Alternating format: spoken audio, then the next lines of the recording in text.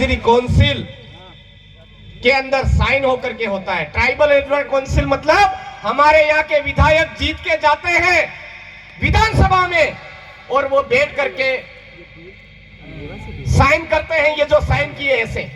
उसके बाद भी हमारे यहाँ का कानून बनता है और वो कानून हमारे ऊपर जब तक हमारी आम जन स्वीकार नहीं करता तब तक लागू नहीं होता है।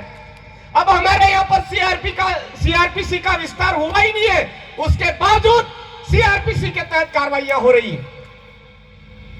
यहां पर कुछ दिन पहले एक, चाहे अभी भी हो तो मेरे कोई फर्क नहीं पड़े, कम बुद्धि वाला थानेदार दोगला, उसको नॉलेज नहीं है, वो देश के मालिकों की एफआईआर दर्ज नहीं कर रहा है। किसके चक्कर में आकर के? फुल्ली के चक्कर में आकर के, चड्डू के चक्कर में आकर के, चड्डू के चक्कर में आकर के। अरे मेरे भाई, तू हमारा इस देश के मालिकों की तनख्वाह खा रहा है, तेरी जिम्मेदारी है मालिक जो कहते हैं वो करना, तेरी मर्जी से यहां हुक्मबाजी नहीं चलेगी। तो यह समझने की जरूरत है, हमारे आदिवासी की जमीन किसी गैर आदिवासी के नाम नहीं हो सकती है। गैर आदिवासी के नाम तो क्या, सरकार के नाम नहीं हो सकती है। भूमि अधिग्रहण अधिनियम 2013 बोलता है। कानून के बारे में पढ़ाई नहीं की लोगों ने। यहाँ की न्याय व्यवस्था है, उस न्याय व्यवस्था के अंदर हमारे गांव का कस्टमरी लॉ चलता है। पहला अधिकार हमारे गांव के लोगों का है, उसको तोड़ते हुए ये लोग हमारे को दबाने का प्रयास करते हैं। 5 जनवरी 2011 का जो जजमेंट है उसके हिसाब से भील आदिवासी इस देश का मालिक है, तो भील को मिटाने के लिए हमको मीणा बनाया, उजला मीणा बनाया, रावत मीणा बनाया, ठाकुर मीणा बनाया, हमारे को चमचे पकड़ा दी, हमारे को परात पकड़ा दी, हमको हाथली फुल्ली पकड़ा दी। मेरे भाइयों, अगर आप वापस देश के मालिक बनना चाहते हो तो हमको वापस हमारी जो चीजें हैं वो हाथ में लेनी पड़ेगी। 60वां अपने हाथ में ले लो, वापस बनाना चालू कर दो, चम्मच अपने आप गायब हो जाएगी। कसौट बनाना चालू कर दो, अपने आप परात गायब हो जाएगी। इसी तरह से आदिवासियों की जो कानून व्यवस्था है वापस अपने हाथ में ले लो, ये पुलिस थाने अपने आप गायब हो जाएंगे। मेरे भाइयों, आदिवासियों की कानून व्यवस्था वापस अपने हाथ में ले लो, ये पुलिस थाने अपने आप गायब हो जाएंगे। इसलिए वापस हमारी संस्कृति की तरफ, हमारी बोली की तरफ, हमारे रीति रिवाज की तरफ लौटने के लिए हमको एक काम करने की जरूरत है। मेरे भाई, आज की तारीख में हम आदिवासियों को पागल बनाने के लिए जगह जगह लोग निकल चुके हैं। इस देश के अंदर देश आजाद हुआ, हमारे पास में 60% जमीन थी और आज की तारीख में हमारे पास 3% जमीन रह गई है। ये जो जंगल है ये हमारे बाप दादाओं का था। जब देश आजाद हुआ उस समय में अंग्रेजों को नहीं दिया और अंग्रेजों ने बोला कि 1 इंच भी जमीन इस आदिवासी इलाके में ना केंद्र सरकार की है ना राज्य सरकार की है। 1 इंच की नहीं है तो ये कोटड़े काय को खड़े कर दिए जंगल के बाहर। ये तुम्हारे बाप का राज है क्या?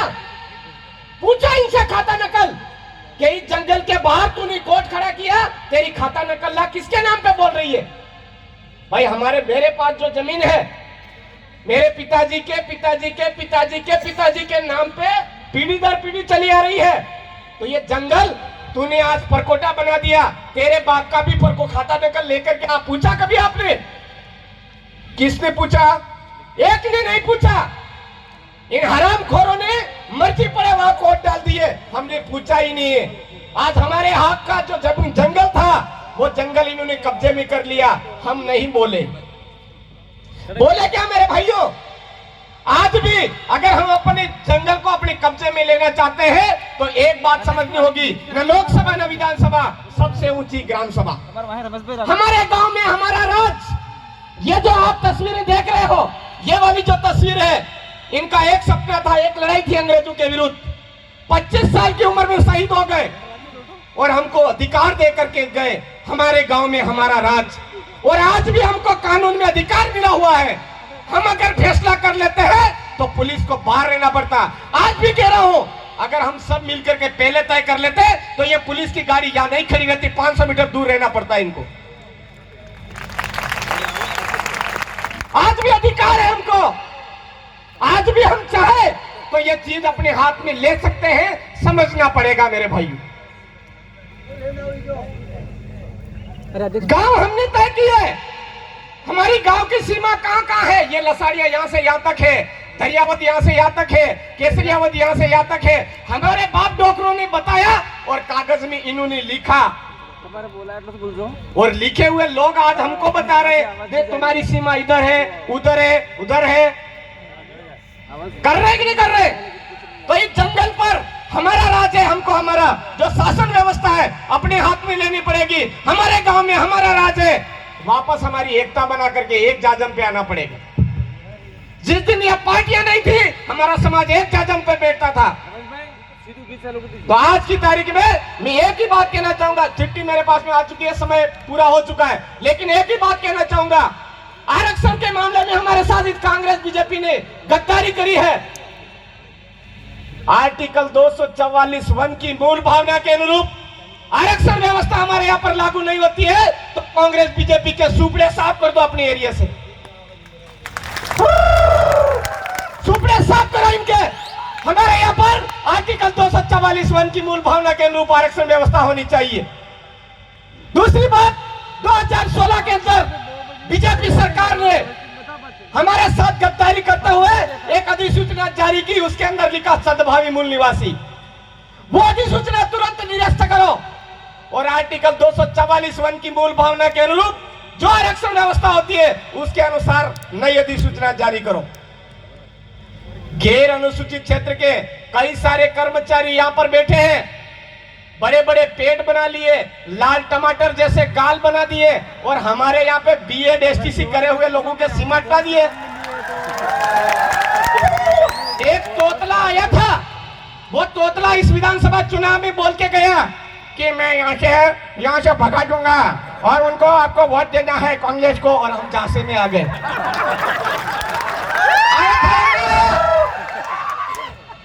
और वो तोतला आकर के बेवकूफ बना के चला गया कि यहाँ पर 2500 जो गैर अनुसूचित क्षेत्र के शिक्षक है उनको मैं भगा दूंगा। हम समझे वास्तव में भगा देगा, मूर्ख बना गया, बहुत बेवकूफ बना के चला गया। उसके बाद में हमारे प्रतापगढ़ से गेंडा खा खा करके ये मोटा हो रहा है, काल टमाटर के टमाटर हो रहे हैं। वो आकर के बोल के गया कि हम गैर अनुसूचित क्षेत्र के 2500 मार्शलों को भगा देंगे। कहां से भगा दोगे भाई? भगाया क्यों नहीं? हमारा इस देश के मालिकों के साथ गद्दारी क्यों होती है? झूठ बोल करके, लॉलीपॉप दे दे करके आप लोग हमको भगाते हो, हमको बेवकूफ बनाते हो, वोट लेकर के चले जाते हो। क्यों भाई? आज किसी बेरोजगार के ऊपर क्या बीत रही है?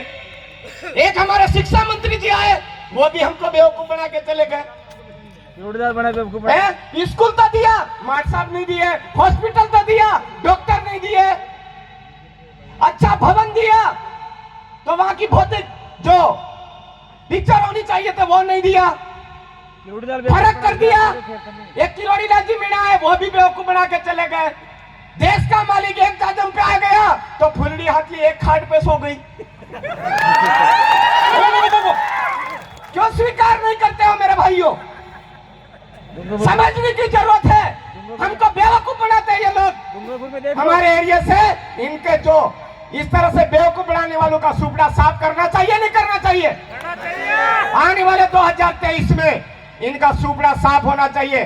कौन कौन साफ करना चाहता है? हाथ खड़े करके। हम सभी करेंगे और आज ही कर देंगे आपको। अरे जय जोहर का नारा है, भारत देश हमारा है। अरे जय जोहर का नारा है, भारत देश हमारा है। ये देश हमारा है। सुप्रीम कोर्ट का जजमेंट बोल रहा है, हम नहीं बोल रहे हैं। हमारे बाप दादाओं के लिखे हुए गीत बोल रहे हैं, गाए हुए गीत बोल रहे हैं, हमारी संस्कृति बोल रही है मेरे भाइयों। समझने की जरूरत है। अभी भी कह रहे हैं गैर अनुसूचित क्षेत्र के जितने भी कर्मचारी हैं उनको हमारे इस अनुसूचित क्षेत्र से बाहर करो, लॉलीपॉप मत दो। बहुत हो चुका है हमारा। बहुत बढ़िया, बहुत बढ़िया, बहुत बढ़िया। हमारा नियुक्त गुरु मांगीलाल जी के लिए एक बार जोरदार तालियों से इनका अभिवादन करें। बहुत ही AK-47 की तरफ आप तमाम साथियों से निवेदन करता हूं कि कल 19 तारीख के दिन उदयपुर, डूंगरपुर, बांसवाड़ा और प्रतापगढ़ सभी जिला स्तर पर इस बात को लेकर के ज्ञापन दिए जा रहे हैं। आप में से जिस भाई को यह बात समझ में आ गई है, ज्ञापन देने में शामिल अवश्य हो। हमारे माँ बाप, हमारे कलेक्टर साहब है, हमारे माँ बाप राज्यपाल महोदय है, हमारे माँ बाप राष्ट्रपति महोदय है। इन नेताओं के आगे पीछे नहीं डोलना हमको भाई, नेताओं के आगे पीछे नहीं डोलना, बेवकूफ बना चाहिए नेता लोग। इसलिए आज के इस कार्यक्रम में आपने मुझे बोलने का मौका दिया। किसी भाई को मेरी बात कड़वी लग गई हो तो रात में गहराई से सोचे। अरे दवाई कड़वी होती है जो ठीक करती है। आप तमाम साथियों ने मुझे सुना, मैंने ज्यादा समय ले लिया, इसके लिए वापस जवाब। आप सभी साथियों को खूब खूब जोहर। जय आदिवासी, जय भील प्रदेश, जय संविधान, जय भारत। राष्ट्रीय संयोजक हमारे भाई मांगीलाल जी को बहुत बहुत धन्यवाद, आभार। अरे भाई ऐसा है कि आपके यहाँ गना माता पे जो 100 बीघा जमीन है उसको रोका जा सकता है। आप ग्राम पंचायत में या ग्राम सभा लेकर के आप प्रस्ताव लीजिए। अभी हमने अमलवा के अंदर जगह उस कंपनी वालों को भगाया, प्रकाश जी